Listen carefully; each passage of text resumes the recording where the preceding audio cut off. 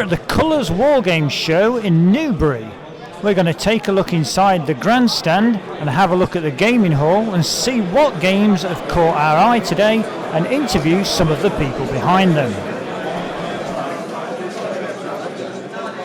So now I'm with Des from the South London Warlords, and he's mid-game, halfway through or partway through a game of... Are you playing Fire and Fury? Fire and Fury Brigade level. It's the second version that got released a couple of years ago. Right, great, okay. And we're at ANTIETAM. ANTIETAM, yeah. So it's a great looking table to start. Thank you very much. I mean, really nice looking terrain. 15 mil are we playing here? Yeah, the figures are 15 mil. The majority of them are Old Glory. There is some Lancashire games in there as well. Yeah. But it's a collection we had for a number of years. And we've all fallen in love again with Fire and Fury, so we want to do a game like this. Okay, yeah, I was hearing, I think it's the first time you've actually played it, isn't it? Today? It's the first time we've taken it to a show. Yeah. We've had it a few games in the shed down the end of Andy's garden.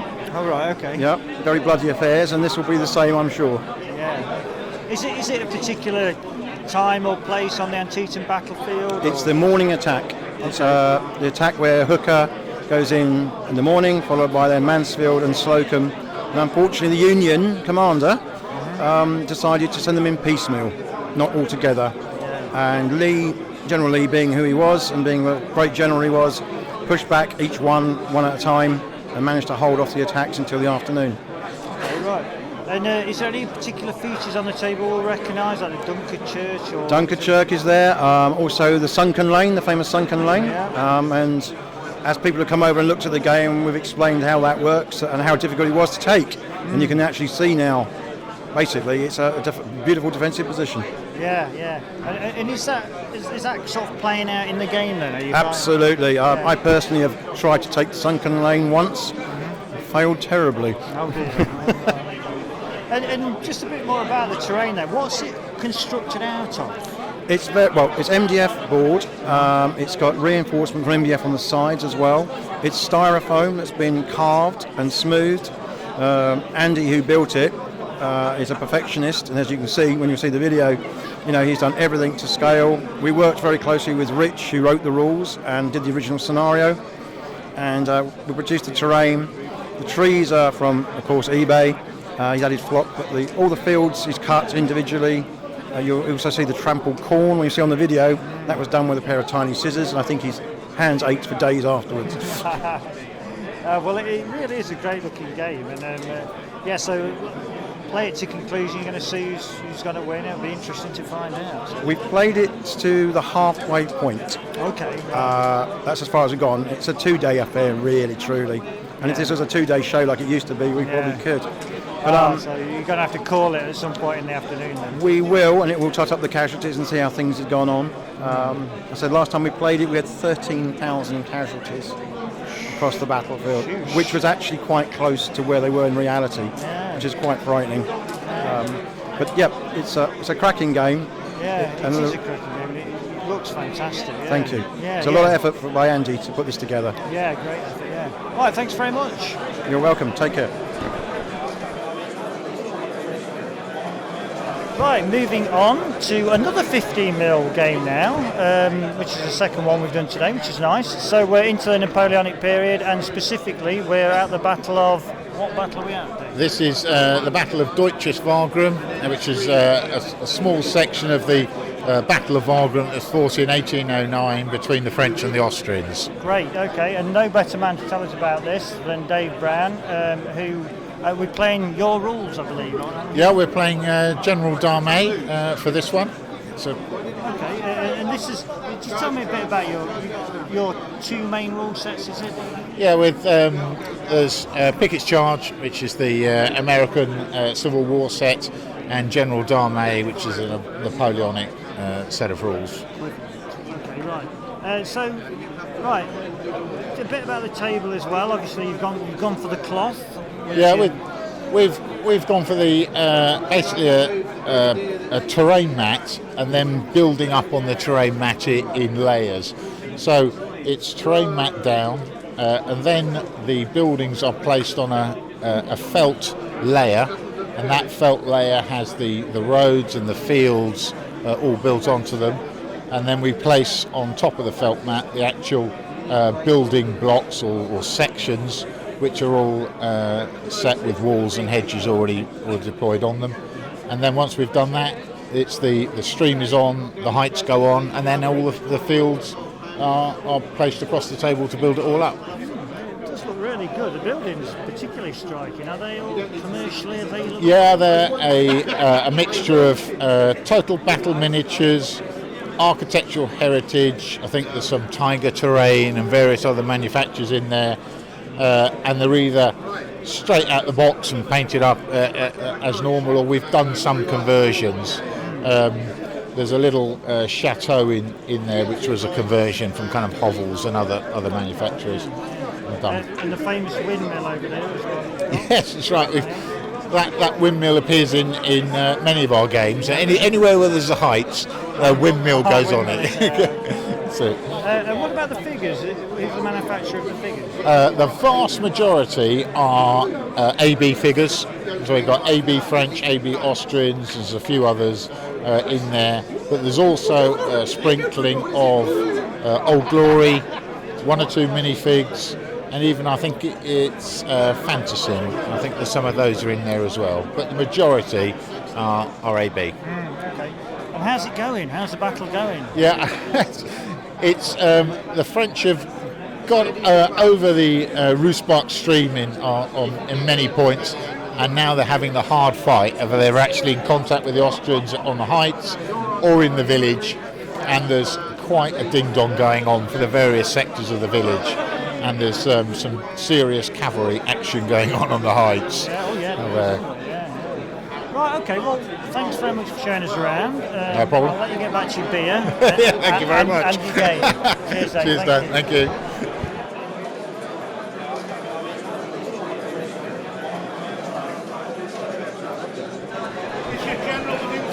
Right, I'm now with Andrew, and we're in front of a very large-scale game here, aren't we? We're in the American War of Independence to start with, and what scale are we looking at here? They are actually 40mm. 40mm figures, okay, right. It looks very striking, what with them all being so big. So what's going on? We've got a, is it a fictitious battle? Or It's a fictitious battle. It's set in the early days of the War of Independence.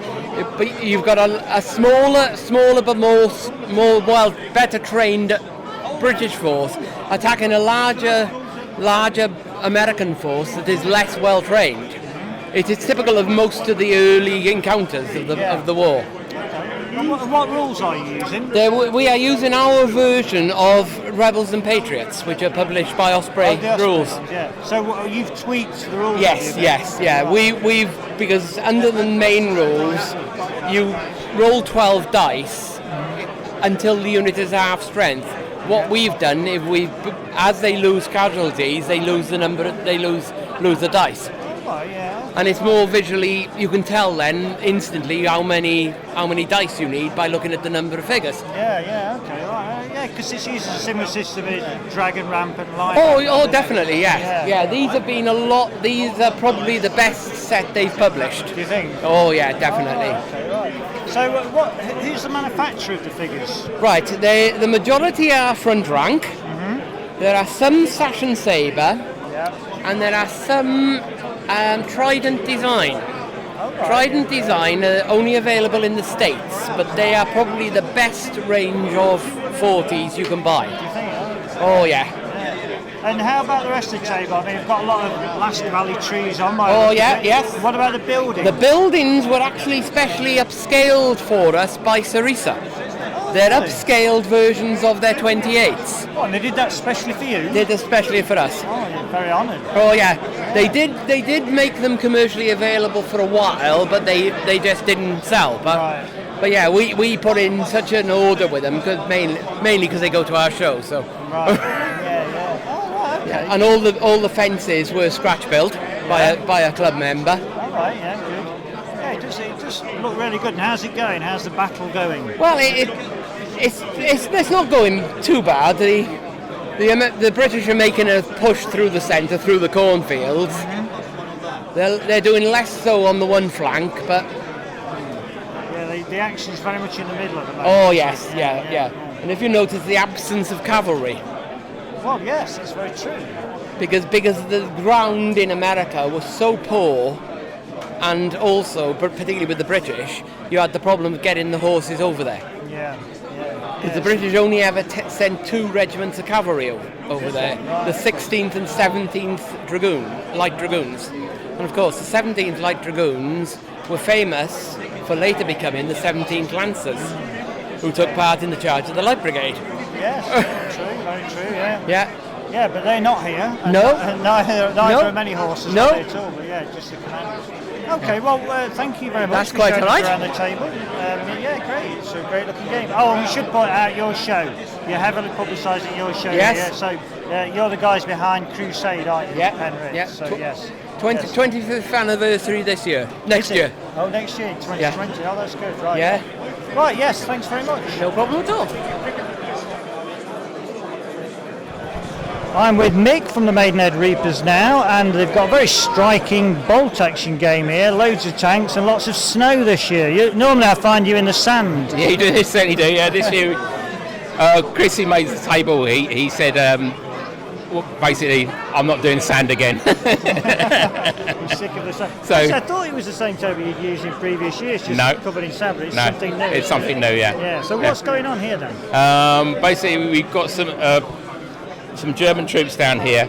There's a couple of Ersatz Panthers and some Stugs, and they're approaching this Malmedy, the outskirts of Malmedy, and there's some American column coming out, and they're not quite sure what they are, whether they're German or friendly. So as the Americans come out, they've got to see whether they can actually spot them. So they can't actually open fire on them, so they actually identify what they are.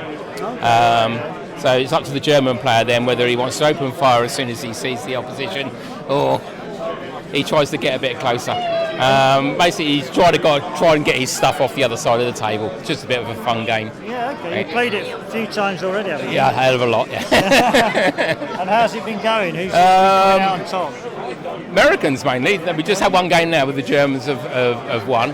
But I've played it myself quite a lot. And I've played both sides, and I find it quite balanced. It works out quite well.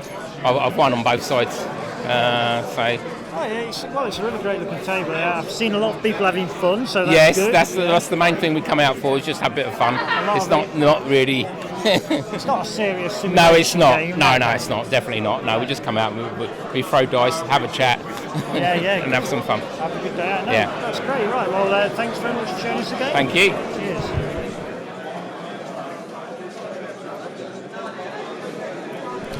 Right, I'm now with Rick from the Crawley Wargames Club, and he's going to tell us a bit about this very interesting looking Aztecs against Conquistadors game that you've got going on here today. So yeah, just talking a bit about the game mechanics, because that looks quite interesting. A card-driven game, yeah? Yeah, it's card-driven in 2 aspects. First of all, you move at the turn of a card, and the cards are shuffled each turn, so you're not guaranteed. It's not I go, you go. Also, as well as that, what happens to you in your move is random. It could be a straightforward, you've got a single move. It could be event card. You might be step into some quicksand. You might be attacked by a wild animal, etc. You may have a real bonus whereby you can move and move Aztecs away. So there's good and bad things can happen. Yeah. The whole concept is you start from one end of the table. Each player is a conquistador.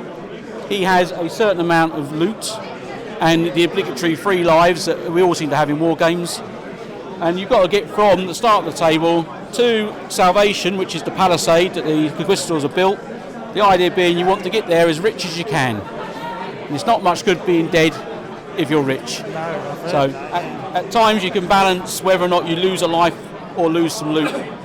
Okay, right. Is this some rules that you've concocted specifically for this game? It's a mishmash of rules that have come from various sources where people have said, oh, that works well, let's use that, and that works well, let's use that. The gentleman that put the game together, who's not here today due to ill health, he's a real role player by heart. He loves role play. So there'll be a mishmash here of Dungeons and Dragons. He likes a set of rules called Savage Wars. Oh, yeah. 2 or 3 things like that, which he will have taken bits that he likes and put together, but then he's created the rules himself. And obviously you're running it as a participation. Definitely, yeah. So Fun is the name of the game. Yeah. Yeah, good. Well, it's a very good looking game, a very striking looking game. The rules sound really interesting, so yeah, good luck with it for the rest of the day. Thank you. Thank you very much.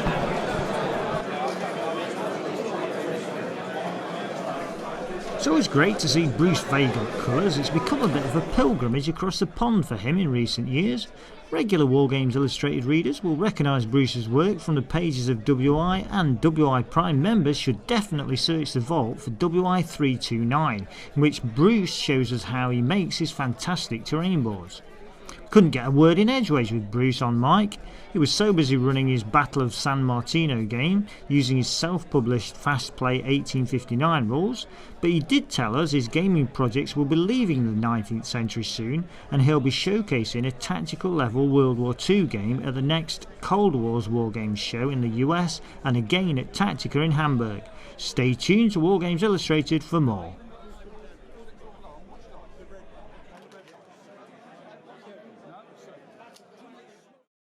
This video has been produced by WI Prime. WI Prime is Wargames Illustrated magazine's online members club.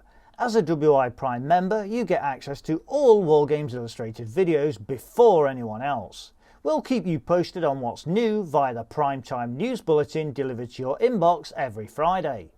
If you're not a WI Prime member, you're missing out on loads of benefits, including access to the Wargames Illustrated Vault, freebies, discount vouchers, PDFs of the latest magazine, and more. Find out more about WI Prime by following the link.